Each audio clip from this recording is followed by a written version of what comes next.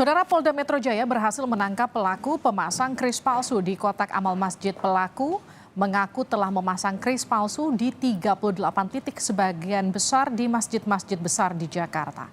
Direktur Reserse Kriminal Khusus Polda Metro Jaya, Kombes Auliansyah, menyatakan pemasangan kris palsu yang ditangkap adalah Muhammad Iman Mahlil Lubis. Pelaku pernah bekerja di salah satu bank BUMN. Pelaku mulai memasang kris miliknya ke kotak amal masjid sejak Maret lalu. Menurut pelaku, kris palsu telah dipasang di 38 titik. Sebagian besar merupakan masjid-masjid besar di Jakarta seperti Masjid Istiqlal, Masjid Sunda Kelapa, Masjid Cut Mutia, dan Masjid Al-Azhar.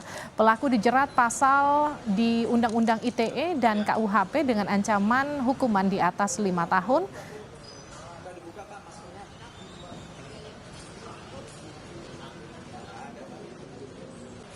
Yang bersangkutan menempel QRIS miliknya seolah-olah QRIS tersebut milik masjid itu sendiri. Dengan cara ditiban atau ditempel di atasnya. Ya, jadi kalau ini ada QRIS masjid, kemudian yang bersangkutan menempel QRIS-nya itu di atas QRIS masjid yang sudah ada. Seperti itu. Kemudian ada juga yang ditempel di sampingnya QRIS yang sudah ada, atau menempel di tombok lain yang berbeda-beda dari QRIS yang sudah ada, atau menempel di tempat yang baru yang belum ada QRIS-nya.